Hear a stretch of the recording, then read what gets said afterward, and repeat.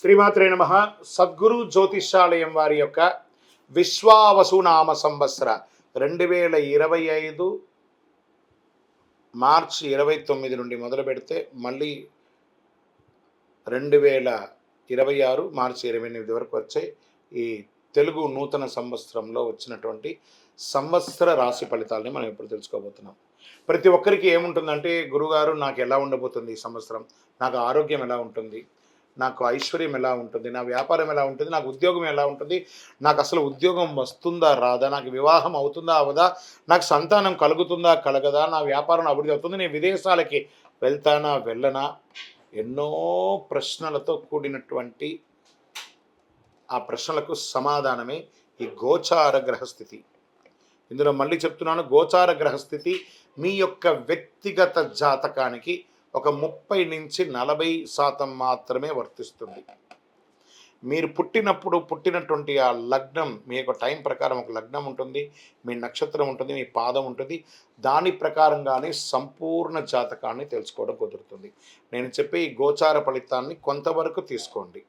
తర్వాత మీ యొక్క వ్యక్తిగత జాతకాన్ని మీ పరిసర ప్రాంతాల్లో ఉన్నటువంటి గురువులను సంప్రదించండి.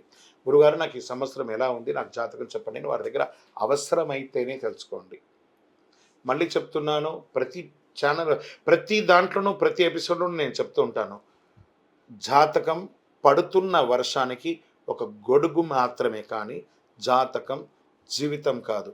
మీరు మిమ్మల్ని నమ్మండి, మీ ఇష్టదైవాన్ని నమ్మండి, మీ కులదైవాన్ని నమ్మండి, మీ జీవితం బాగా ఉంటుంది.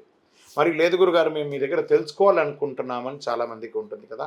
మా దగ్గర తెలుసుకోవాలనుకుంటే కింద కనబడుతున్న మా నెంబర్కి మీ పేరు, date of birth, time of birth, place of birth WhatsApp చేయండి, కాల్ చేయకండి. అది చూసిన తర్వాత మా అడ్మిన్స్ మీకు రిప్లై ఇస్తారు. సింహరాశి వారు మఖా నక్షత్రం, పూర్వా ఫల్గుడి నక్షత్రం, ఉత్తరా ఫల్గుడి నక్షత్రం యొక్క మొదటి పాదంలో ఉన్నవారు సింహరాశి వారిగా పరిగణించబడుతున్నారు. మీకు ఈ యొక్క విశ్వావసునామ సంవత్సరం శుభాశుభ ఫలితాలు ఎలా ఉన్నాయంటే, ఈ సంవత్సరం అంతా శని 7వ స్థానం, 8వ రాశులు యందు సంచరించడంచే అనుకూలుడు కాదు. సింహరాశి వారికి ఇది కొంచెం రెడ్ బెల్ అని కూడా చెప్పచ్చు. జాగ్రత్తగా ఉండవలసినటువంటి సంవత్సరం. ఆరోగ్యపరంగా జాగ్రత్త తీసుకోవాలి. ఏదైనా శస్త్రచికిత్స అయ్యే అవకాశాలు మెండుగా ఉన్నాయి. లేదా ఒక్కసారి మీరు డాక్టర్ దగ్గరికి వెళ్ళి ఓవరాల్ మాస్టర్ చెకప్ ఒక్కసారి చేసుకోండి. ఫస్ట్ ఆరోగ్యం గురించి మాట్లాడుతున్నాను, జాగ్రత్తగా ఉండాలి. నెక్స్ట్ వ్యాపారస్తుల దగ్గరికి వస్తున్నా. ఈ వ్యాపారస్తులు కొత్త నిర్ణయాలు, ఏ నిర్ణయాలు తీసుకోకండి. ఉన్నదే జాగ్రత్తగా కాపాడుకోండి. మీరు చేసే ప్రతి ప్రయత్నంలోనూ ఇబ్బంది కలిగే అవకాశాలు చాలా ఉన్నాయి. ఉద్యోగస్తులు మీరు ఎక్స్పెక్ట్ చేస్తున్నటువంటి ప్రమోషన్స్ రాకపోగా అపనిందలు అయ్యే అవకాశాలు బాగా కనబడుతున్నాయి. ఇది స్త్రీ పురుషులు ఇరువురికి కూడా వర్తిస్తుంది. విద్యార్థులు చాలా కష్టపడాలి. రాజకీయ నాయకులకైతే ప్రజాక్షేత్రంలో చాలా అవమానాలు పొందే అవకాశాలు ఉన్నాయి. మీరు ఎప్పటి నుంచో ఎక్స్పెక్ట్ చేస్తున్నటువంటి నామినేట్ పదవులు కానీ ఇవన్నీ వచ్చే అవకాశాలు కాస్త చేజారిపోయే అవకాశాలు ఉన్నాయి. కోర్టు వ్యవహారంలో నెగిటివ్గా వచ్చే అవకాశాలు ఉన్నాయి.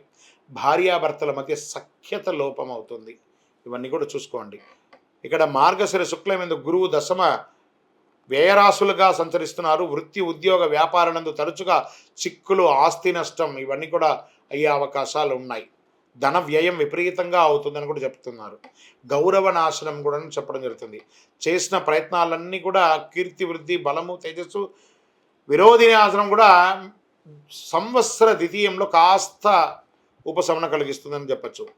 రాహు 7వ, 8వ రాశులతో, కేతు ద్వితీయ జన్మరాశులతో సంచరించే అకారణ కలహం, అపనిందలు ఇవన్నీ కూడా జరిగే అవకాశాలు. వృధా వ్యయములు, వృధా వైరములు, తరచుగా ఇబ్బందులు, మాట అదుపు తక్కుతూ ఉండడము, ఆరోగ్యం చక్కగా ఉండకపోవడం, కలత్రంలో భార్యాభర్తల మధ్య కలత్రంలో కూడా విభేదాలు ఏర్పడే అవకాశాలు బాగా ఉన్నాయి.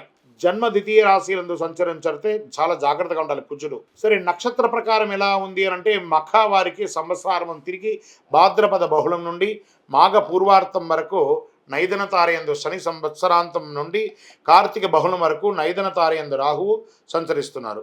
పూర్వా ఫల్గుని వారికి అంటే పుబ్బా నక్షత్రం వైశాఖ బహుళం నుండి భాద్రపద బహుళం వరకు, తిరిగి మాఘ బహుళం నుండి సంవత్సరాంతం వరకు నైదన తారయందు శని, ఆషాఢ బహుళం నుండి సంవత్సరం వరకు జన్మతారయందు కేతువు సంచరిస్తున్నారు. జాగ్రత్త. ఉత్తరా పల్గుని వారికి సంవత్సర ప్రారంభం నుండి ఆషాఢ బహుళం వరకు జన్మతారయందు కేతువు సంచరించడం, మొత్తం మీద ఈ సంవత్సరము రాహుకేతు కుజువులకి మీరు ఖచ్చితంగా శాంతి చేసుకోండి. ఇందులో కొంతమందిని చెప్పడం జరుగుతుంది, ఈ యొక్క కొత్త ఇండస్ట్రీస్ స్టార్ట్ చేయాలనుకున్న వాళ్ళకి కాస్త వెయిట్ చేయండి. మీకు ఇష్ట దైవాన్ని ప్రార్థన చేయండి. చక్కగా వెంకటేశ్వర స్వామి వారిని ప్రార్థన చేయండి, లేదా వీలుంటే ఒకసారి తిరుపతికి వెళ్ళి కాలునడకగా వెళ్ళి స్వామివారికి నమస్కారం చేసుకొని రండి. మీ యొక్క లక్కీ నెంబర్ 9 అని కూడా చెప్పవచ్చు. మీకు ఉపయోగించే కలర్ బంగారు మరియు పసుపు రంగు మీకు చాలా కలిసి వస్తుందని కూడా చెప్పడం జరుగుతుంది. మీ యొక్క వయస్సు ఎంత ఉందో అన్ని దీపాలను మీ ఇష్టదైవం కులదైవం దగ్గర ప్రార్థన చేసుకొని వెలిగించండి. అతి శక్తివంతమైనటువంటి కరుంగాళి మాలను ధరించండి. ప్రత్యేకించి సింహరాశి మిత్రులారా, మీరు ఈ సంవత్సరం జాగ్రత్తగా ఉండవలసినటువంటి సమయం. ఎందుకంటే మీకు అష్టమ శని ప్రారంభమైంది కాబట్టి శని అనుకూలంగా ఉండడానికి కరుంగాళి చాలా ఉపయోగపడుతుంది. చక్కగా ఈ కరుంగమాలి మాల ధరించి ఆయురారోగ్య ఐశ్వర్య భోగభాగ్యాలతో ఉండండి. విజయోస్తు.